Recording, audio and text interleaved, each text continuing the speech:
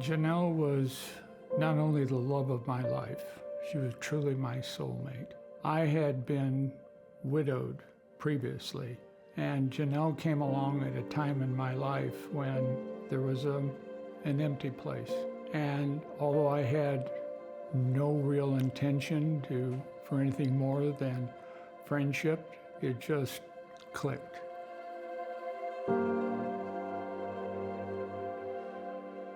We were together, we were married 25 years, but we had a marvelous life together. Janelle and I fit together like two key parts of a puzzle that clicked. And when she was gone, it was like someone tore a hole in my heart that just was left empty.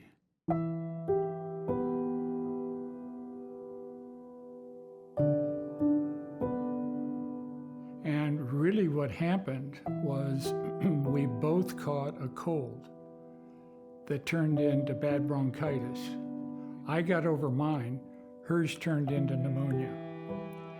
And as part of the coughing, she had herniated her diaphragm, and it's tore a hole in the diaphragm, and part of the colon slipped up above the diaphragm and got trapped.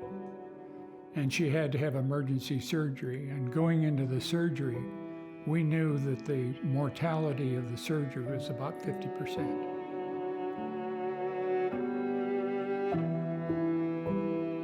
She said, "I've had a talk with God. God has forgiven me, and I'm ready to go." And when she said that, and that still gives me tears, when she said that, I knew that she meant more than I'm ready to go to surgery. And one of the last things that I was able to tell her was, "If you don't make this, I'll see you in heaven." And she recovered, or was starting to make a great recovery after surgery, but it lingered on for about 3 weeks. She wound up with a series of infections and that led to resistant sepsis. That I think it was about 3 different courses of antibiotics, all failed until she had what's known as multi-system organ failure. And we had to make the decision to let her go. And at that point, when they discontinued life support, she breathed her last while I held her in my arms.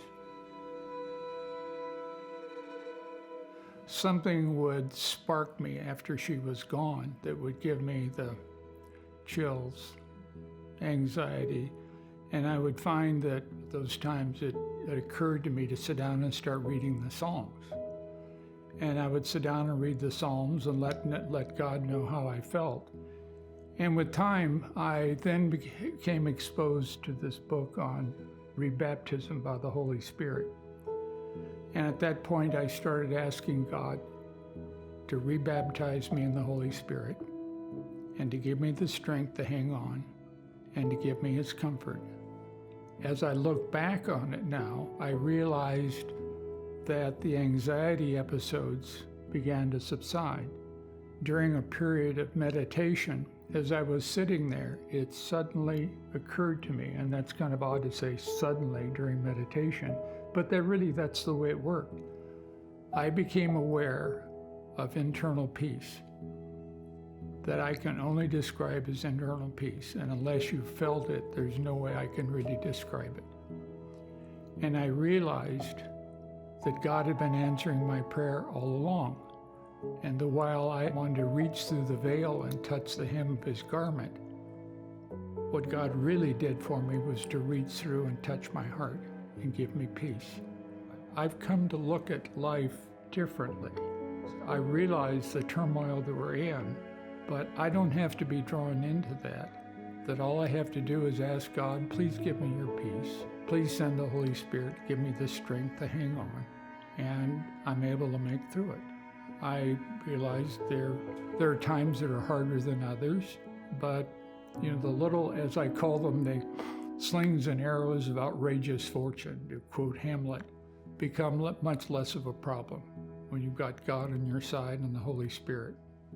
If I just stop and be quiet, I will feel God's peace.